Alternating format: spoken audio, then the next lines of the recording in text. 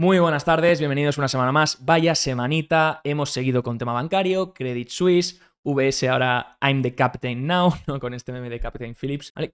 Esto resume un poco todo lo que vamos a ver en el vídeo de hoy, porque vamos a hablar de, por ejemplo, esa ventana de descuento, cómo se ha disparado en la Reserva Federal, vamos a explicar lo que es también, el balance de la Reserva Federal, por qué ha vuelto a incrementar y si es realmente quantitative easing, un QE, que es lo que está especulando mucha gente y cómo va a afectar a los diferentes activos. También Powell, que se enfrenta a su reunión de marzo, donde tiene que decidir si marcarse un Paul Volcker y subir tipos con fuerza y seguir con su política de subida de tipos y poder romper algo, crear una recesión muy gorda en los Estados Unidos. If you pump the market, I will have to bitch slap you on Wednesday.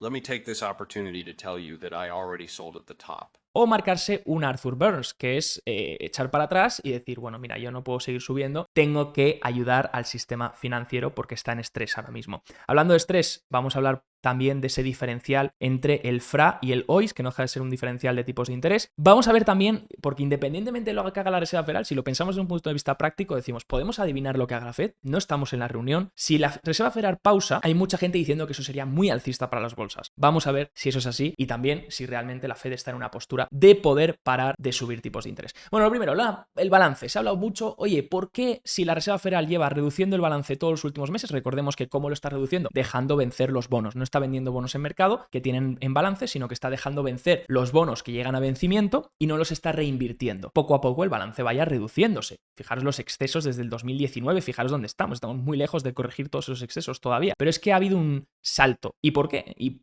por qué ha habido este incremento? Hemos vuelto a la compra de bonos, hemos vuelto a la compra de bonos en balance por parte de la Reserva Federal, hemos vuelto al quantitative easing cuando estábamos haciendo un quantitative tightening, recordémoslo. ¿Y esto va a propiciar una subida en las bolsas? Bueno, no del todo, ¿vale? No ha habido una compra de activos como tal. Si nos fijamos en el balance, realmente aquí está la categoría que lo explica muy bien Charlie Vilello en su Twitter. La categoría que se ha disparado es la categoría de préstamos dentro del balance de la Reserva Federal. ¿Y por qué se ha disparado esto? Bueno, de hecho, si miramos antes, para que fuese un quantitative easing debería haber una compra de bonos, ¿no? Una compra de bonos, ya sean bonos del Estado o bonos hipotecarios. Si miramos bonos del Estado, siguen reduciendo en balance. Si miramos bonos hipotecarios, también siguen reduciendo en balance. Entonces, ha seguido habiendo caída de bonos dentro del balance de la Reserva Federal, pero se ha disparado el total de los activos. Bueno, pues porque estos préstamos se ha disparado lo que es la ventana de descuento, que no deja de ser la última instancia donde acuden los bancos cuando necesitan liquidez. Tienen aquí a la Reserva Federal, aquí está el banco, y lo que hacen, y se llama ventana de descuento porque es donde acudían los banqueros, lo que hacen es que dan un colateral, ahí ya podemos entrar en tema de colateral, cuál es la calidad del colateral, etc. y por qué esta gente tiene que acudir a la ventana de descuento y no puede acudir al repo y directamente hacerlo ahí, que simboliza, resumido rápidamente, es que los bancos necesitan liquidez. Entonces acuden a la Reserva Federal y la Reserva Federal les presta dinero durante un tiempo a cambio de pagar un tipo de interés. Esto se ha disparado, ¿por qué? Pues porque los bancos seguramente hayan ido a pedir liquidez porque necesitaban, por todo este estrés bancario que estamos viendo en las últimas semanas. Y se ha disparado a unos niveles de 152.000 millones, niveles que no veíamos desde el 2008 ni tampoco vimos en el 2020. Fijaros la magnitud de la demanda de liquidez que ha habido. Se especula mucho que esto pues va a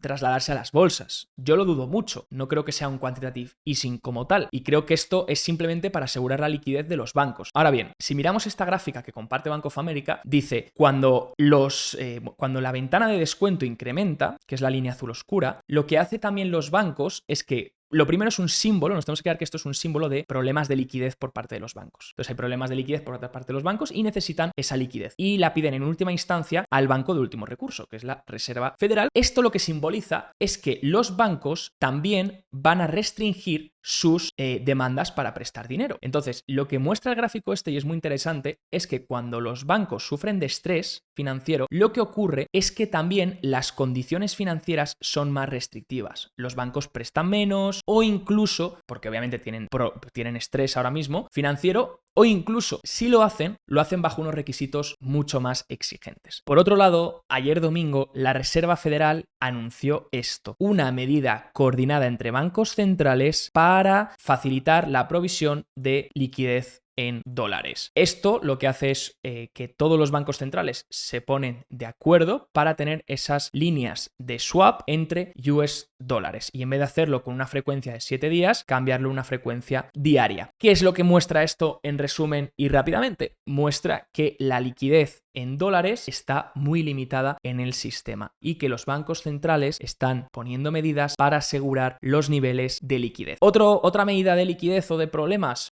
si vemos, por ejemplo, los productos de renta fija, fijaros sobre todo los bonos del Estado y las letras, fijaros la volatilidad cómo se ha disparado a niveles que no veíamos ni desde 2020. Fijaros la volatilidad cómo se ha disparado, sobre todo en los tramos cortos, ¿no? Letras del Tesoro, bonos a corto plazo, estadounidenses, etc. Está todo el mundo corriendo a por el colateral. Por eso hemos visto los intereses caer fuertemente estas semanas, sobre todo en la parte corta de la curva, y ahora hablaremos de la curva de tipos, pero los intereses han caído fuerte, descontando eso, ganas de colateral, buscar el colateral, buscar estos activos. Si miramos, de hecho, la caída que ha habido en el interés del 2 años, recordar que interés y precio están inversamente correlacionados. Cuando el interés cae, el precio sube. Si miramos la caída que ha habido en los intereses del bono a 2 años, fijaros que son niveles de movimiento que no veíamos desde el 80, 84. De hecho, Bank of America sacó un estudio que el movimiento que hubo de tipos de interés a 2 años, la caída que hubo, fue de más de 100 y algo puntos básicos y era la mayor desde el 87. Entonces, es un movimiento muy drástico y muy volátil el que hemos tenido en los rendimientos del Tesoro estadounidense. Y es que si miramos las subastas, que esto es muy interesante, si miramos las subastas de las letras del Tesoro, recordar que para comprar bonos o letras está el mercado primario y el mercado secundario, ¿no? Entonces, tú puedes entrar al mercado primario por subasta y entonces tú pujas y lanzas una puja. Y si entras dentro de la puja, pues genial. Fijaros que aquí se compartió la subasta de letras a 4 semanas y a 8 semanas, no sé si este es el de 4 o el de 8, el que se acabó, pero lo que se compartió, lo que hay en ambos, en las letras del Tesoro, que recordar es comprarle un bono, una letra al gobierno que te va a pagar de vuelta. Bueno, pues fijaros que el mínimo aceptado, el interés mínimo aceptado ha sido un 0%. ¿Qué quiere decir eso? Nos vamos aquí abajo donde pone un 4, un puntito, nos vamos aquí y leemos. Y pone 5% de las pujas han pujado a este interés y es el que van a pagar. Por tanto, 5% de los pujantes en la subasta de letras se van a llevar, un 0% de interés. ¿Qué quiere decir esto? Que compran una letra de 4 semanas o de 8 semanas y no se llevan nada. Pagan y les devuelven lo mismo dentro de 4 y 8 semanas. Con los intereses en los que estamos ahora, donde tienes productos que puedes hacer mayor interés y con la inflación que tenemos ahora, que es muy alta, entonces deberías demandar un interés mayor. ¿Por qué puede ser esto? Porque hay necesidad de colateral para entrar en los mercados de repo o de poder financiarte. Todo esto, obviamente, porque aquí ya entramos en teoría monetaria muy compleja y ahí os pediría que preguntéis a alguien con mucha más experiencia en teoría monetaria, pero todo esto lo que está mostrando es esa lucha por la liquidez. Hay muchos signos que están mostrando esa lucha por la liquidez. ¿Y qué ha dicho Bank of America? Bueno, pues que entonces dentro del ciclo económico eso muestra por, 1, las quiebras que está habiendo de bancos, 2, la falta de liquidez, la lucha por la liquidez que está habiendo, 3, la posible situación de la Reserva Federal, donde se encuentra casi al borde de poder pivotar o de tener que hacerlo. Todo eso muestra que estamos entrando en la fase 4 del ciclo económico. Recordemos que el ciclo económico es fase 1, recuperación, donde los múltiplos se disparan descontando que va a haber un crecimiento en los beneficios y donde las cosas empiezan a descontar que van a mejorar. La fase mid, que es donde ya tienes un crecimiento real en beneficios, lo que hace que luego el múltiplo ajuste. Ahí lo hace muy bien el alto riesgo, el growth, el momentum. Luego la economía llega a un punto máximo, como fue en 2021, y a partir de ahí empieza la fase de desaceleración, donde lo hace muy bien la alta calidad, el menor riesgo, los dividendos, y luego entra la fase de contracción, que es cuando empiezas a crecer por debajo de tendencia. Y ahí es cuando se puede dar la recesión. En una contracción puedes crecer por debajo de tendencia o simplemente puedes tener una recesión leve o luego puede haber una recesión muy severa hasta antes de recuperar. Pero lo que dice Bank of America es estamos ya en una fase donde la lucha por la liquidez es cada vez mayor y donde ahora lo que hay que predominar sobre todo es el bajo riesgo y la alta calidad. Y si nos fijamos un poquito más, vamos hacia la reunión de la Reserva Federal. Y claro, aquí la pregunta es ¿qué va a pasar en la Fed esta semana? Y es que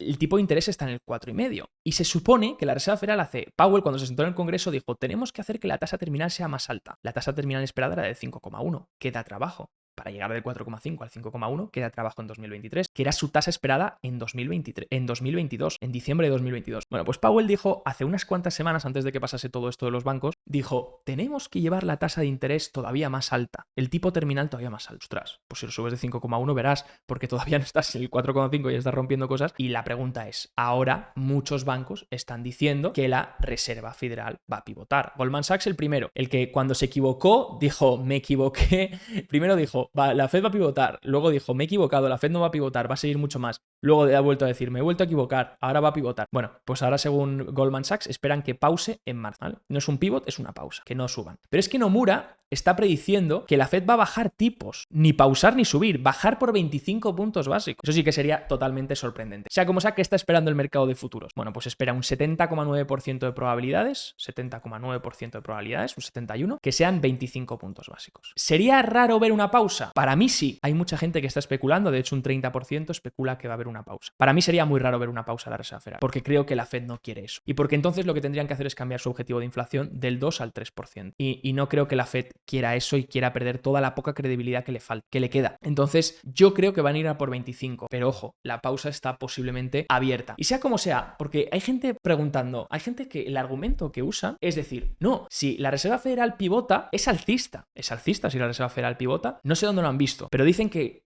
cuando la Fed pivote es alcista. Ojo, una de las condiciones para que termine el mercado bajista sí que es verdad que es que caigan los intereses, sobre todo en la parte corta, porque es cuando la curva se desinvierte y ahora vamos a ver la curva de tipos, pero que eso de que la Fed pivota es el fin del mercado bajista, mucho cuidado con confundirlo. De hecho, aquí BNP lo que hace es que coge el comportamiento de las acciones estadounidenses en verde desde 1950 y algo, creo, lo pone aquí y nos marca cuál es la media de lo que ocurre, de los eventos, ¿no? Pues por ejemplo, el suelo del PMI suele llegar un poquito antes de que las acciones busquen mínimo, entonces aunque hayamos visto el suelo del PMI, todavía las acciones suelen caer un poquito más. Por otro lado, si miramos cuando la Fed empieza a recortar, vemos que está aquí y vemos que eso no pone fin a la caída. Si cogemos la media desde el 1950. Cuando la recesión empieza, también dicen que es alcista, pero realmente puede continuar cayendo el mercado. Cuando la recesión termina, sí que es verdad que cuando la recesión termina, que es el verde, el mercado ya lleva mucha subida. El mercado va a rebotar mucho antes de que la recesión termine. Eso está claro. Pero eso de que porque la Fed pivote, el mercado ya no puede caer y empieza un mercado alcista, mucho cuidado, porque si la Fed pivota, no olvidemos, si la Fed pivota es por una buena razón. No lo va a hacer porque sí, porque ayude a los mercados, lo va a hacer porque quiere asegurar la estabilidad del sistema financiero. Y eso lo que muestra es debilidad. Muestra debilidad de los bancos centrales. Muestra debilidad del sistema. Da incluso más miedo. Para mí me daría más miedo que la Fed pause que la Fed suba 25 puntos básicos. Good morning. First off, fuck your bitch and the click you claim. De hecho, aquí Bank of America comparte una tabla muy interesante y dice, Harnett dice, vende el último Fed high. Como todo el mundo dice que hay que comprar cuando la Fed pivote o cuando la Fed pause, pues Michael Harnett dice lo opuesto. Dice que hay que vender. ¿Por qué? Porque dice, depende de cuándo estés mirando la pausa de la Fed. Tienes épocas inflacionarias y épocas desinflacionarias. En épocas desinflacionarias, cuando la Fed termina la subida de tipos y empieza a pausar o incluso a bajar, pues obviamente es positivo. Fijaros los retornos a 3 meses y los retornos a 6 meses. A 3 meses la media de retornos es un 8,1% y a 6 meses un 13,1%. Pero cuando estás en épocas inflacionarias, como por ejemplo los 74, los 80, los 81, ahí es cuando, y sobre todo cuando los Fed Funds están en niveles más altos, los tipos de interés están en niveles más altos, ahí es cuando la rentabilidad a 3 meses es siempre negativa. En todos estos años ha sido negativa cuando la Fed pausó. Un 4,5% de media de caída en el Dow Jones. Y a 6 meses también es negativa, un 6,4%, aunque tienes episodios positivos. Entonces, eso de afirmar que porque la Fed pivote es positivo, lo cogería con pinzas. Por otro lado, la curva de tipos, ¿qué está pasando? Bueno, hemos dicho, los intereses cayeron muy fuerte. Pero claro, ¿qué intereses cayeron fuerte? Los del tramo corto. Entonces, si teníamos la curva invertida, vamos a coger una curva así invertida. Vamos a coger que esto es el 2 años, este es el 10 años, y el 2 años está por encima del 10 años, está la curva invertida, ¿vale? ¿Qué es lo que está pasando? Los intereses de la parte corta están cayendo más fuerte que los de la parte larga. Los de la parte larga están aguantando, lo que hace que la curva se vuelva a aplanar, lo que se denomina un steepening. Entonces, ahora la curva, fijaros que si cogemos la diferencia entre el 2 años y el 10 años, que en este caso el 10 años y el 2 años, en este caso era negativa porque el 2 años estaba por encima del 10 años, vemos que después de esa inversión se está girando. Fijaros este giro tan gordo que ha hecho estas últimas semanas, no sé si de 40 puntos básicos. Este giro lo que está mostrando es que la curva se puede empezar a girar. ¿Y cuándo ocurre eso? Pues cuando el interés de la parte corta, los intereses del 2 años, empiezan a caer con más fuerza que los intereses de la parte larga, que por ejemplo el 10 años. Por eso se desinvierte la curva. ¿Y por qué caen los intereses de la parte corta más fuerte que los de la parte larga? Pues porque hay necesidad colateral o porque el mercado está descontando que va a haber tensiones, que va a haber riesgos de recesión en el corto plazo. Por eso caen los intereses de la parte corta más fuertes que los intereses de la parte larga. Y ahí es cuando la curva se desinvierte. Muchas veces en todos mis vídeos he dicho, el problema no está en la inversión de la curva, el problema está en la desinversión de la curva. Fijaros que todas las recesiones empiezan cuando la curva se ha desinvertido. Ahí es cuando la recesión empieza. Cuando la curva se desinvierte, no cuando está invertida. Y de hecho, vimos en un vídeo también la tasa de desempleo. La tasa de desempleo, cuando la curva está invertida, llega hasta el mínimo. Tiene una tasa de desempleo mínima. ¿Cuándo es cuando la tasa de desempleo empieza a incrementar y la gente a estar despedida? Cuando la curva se desinvierte, ¿vale? A partir de ahí es cuando empiezan las cosas a ponerse peor. De hecho, bueno, aquí tenemos el informe de Michael Hartnett que dice, sigue apostando por ese credit crunch, problema de crédito primero, seguido de crisis de bancos, y eso hace que las condiciones se endurezcan, porque los bancos se vuelven más restrictivos a la hora de prestar. También hay menor apetito por el riesgo, eso hace que las empresas pequeñas estén más afectadas y el sentimiento del negocio también caiga. Todo esto, bueno, aquí habla de la facilidad de la ventana de descuento, que esto hace que se endurezcan más las condiciones financieras. Entonces, para Michael Hartnett, el mejor momento para comprar es cuando el posicionamiento sea extremadamente bajista, el Burfa Bull and Bear Indicator esté en 0, por ahora lo tenemos en 3,5, 0 sería esta parte, que es cuando todo el mundo está extremadamente bajista, todavía no lo están. Cuando el ISM, el PMI, está por debajo de 40, el PMI está en 47,7, ¿vale? Recordad la encuesta de las empresas manufactureras, esto sería la línea de 50, cuando está por debajo de 50 es que está en contracción, pero todavía le faltaría un poco para llegar a la zona 40. Ahí es cuando dice Michael Hartnett que sería un buen momento y cuando los Fed Funds empiezan a caer, ¿no?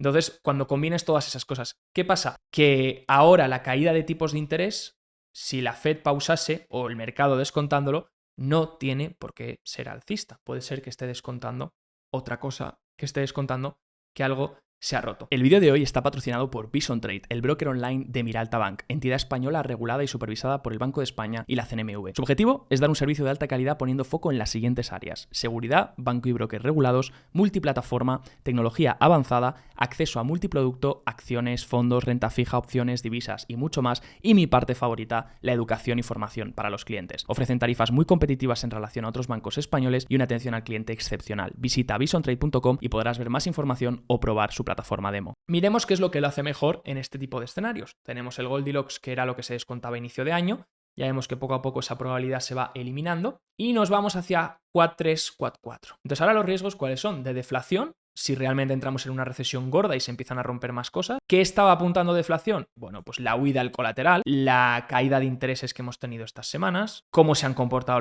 las materias primas, cómo se ha comportado el sector energético, aunque hoy esté rebotando, cómo se ha comportado todo este tipo de activos, mientras que lo que lo ha hecho bien, que ha sido la renta fija, el oro, el dólar ligeramente bien y los sectores más defensivos. Pero es que también se podría estar empezando a descontar un Quad 3 otra vez de esta inflación, donde tengas bajo crecimiento pero una inflación que se mantenga elevada, donde ahí el peor activo, el mejor activo es renta fija y oro y materias primas, y los activos, los mejores activos de renta variable, las acciones de renta variable serían estas.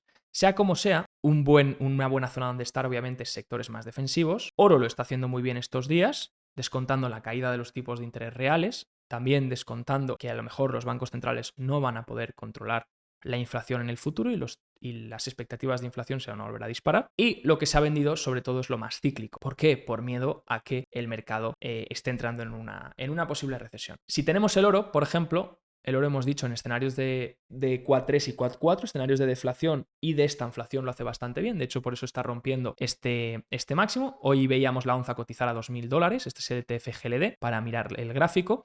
Y tiene una resistencia importante aquí. Yo creo que va a engañar un poco antes de romperla, pero obviamente esta resistencia es clave. Fijaros que este fue cuando hubo la invasión de la guerra, hubo miedo geopolítico y luego rechazó para abajo y ahí es cuando ya empezó a buscar un mínimo. Hay que tener cuidado, no vaya a haber rechazos, ¿vale? Pero por ahora lo que tenemos aquí es un cap y un handle. Es una figura bastante alcista. Ahora lo que hay que ver es que aguante bien en esta caja y luego rompa esta resistencia que tiene aquí, ¿vale? A partir de ahí tendríamos confirmación y luego, pues obviamente, si vuelve otra vez para la caja, pues tendríamos anulación de esa confirmación. SP500, interesante lo que ha hecho porque tenía esta directriz bajista recordemos desde inicio de año, que la rompió aquí, luego apoyó aquí y luego la volvió a perder, que aquí fue cuando la perdió con todo el pánico de Silicon Valley Bank, y ahora la ha vuelto a recuperar. Está ahí luchando contra la media de 200, que es la línea roja que se ve aquí poco, luchando contra esa media de 200, por debajo de la media de 50, hemos tenido un golden cross de la media de 50 por encima de la media de 200, lo cual normalmente es alcista, pero tampoco le haría mucho caso, y aquí tenemos otra vez una mini tendencia bajista que se está formando, un mini canal bajista que se está formando. Entonces, para liberar riesgos, ¿qué es lo que tiene que hacer el S&P 500? Para los alcistas, lo primero, romper esta tendencia, mini tendencia que está haciendo y esta media de 50 y empezar a consolidar por encima de los 4020, 4050. A partir de ahí se libera bastante riesgo. Estando aquí donde estás, puedes perder perfectamente esta línea de soporte, esta tendencia que te está haciendo soporte. Puedes ir a volver a retestear este soporte, que es donde apoyó, que justamente es el FIBO 2360 de toda la caída. ¿Qué quiere decir eso? Que sería hasta aquí se recuperaría el 23,60% de toda la caída iniciada en 2022 desde el mínimo, y este FIBO ha aguantado bastante bien, es una zona de soporte importante, los 3.820 aproximadamente. Entonces yo tendría esas zonas de referencia para empezar a buscar zonas alcistas a partir de los 4.300, para tener cuidado si pierde a partir de los 3.820. Aquí tendría bastante cuidado si vuelve a perder estos niveles. Sea como sea, esto no deja de ser el técnico, y la macro ya sabéis cómo está. He dado mi opinión. El tema del Dow Jones lo veo más comprometido, ya que perdió este soporte importante y ahora no lo recupera todavía. Hasta que no lo recupere, para mí es peligro en el Dow Jones. Si lo empieza a recuperar y empieza a apoyar por encima, entonces ya se libera. Todo va a depender de la reunión de la Reserva Federal. ¿Serán 25? Es lo que espera el mercado. Entonces 25 para mí sería el movimiento donde no hay sorpresa, ¿vale? 70,9% de probabilidad espera 25. Puede haber movimiento obviamente a la baja porque buscan engañar, se ponen alcistas todos porque dicen, vale, todo el mundo se cree la pausa, pues verás cuando no haya pausa, pum, engañamos, sea como sea, siempre hay volatilidad a todos los lados, ¿no? En la reunión de Powell. Luego la reunión va a ser, me parece más importante incluso que la subida, el discurso.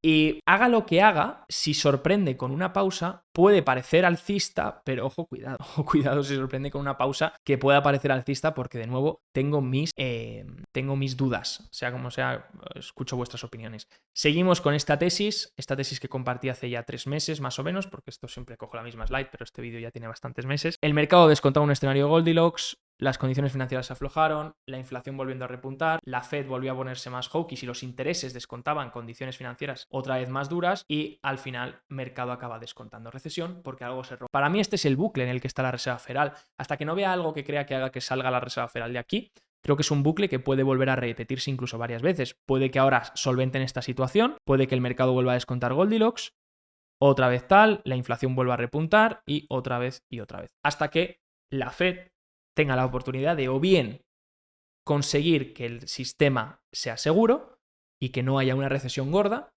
o bien acabar con la inflación. El problema es que está intentando equilibrar todas las variables a su gusto y no le está saliendo del todo bien, porque ya se equivocaron en 2021 diciendo que la inflación era transitoria. Ahí debían haber generado una recesión leve, debían haber subido rápidamente, no lo hicieron, y ahora pues nos topamos con este bucle que ojalá se resuelva pronto y ojalá salgamos de ello. Sea como sea, me despido, que tengáis un muy buen día como siempre, y decidme en los comentarios cualquier duda que tengáis, o incluso qué opináis de qué va a pasar en la próxima reunión de la Reserva Federal. Como siempre lo analizaremos aquí en el canal. Abrazo fuerte.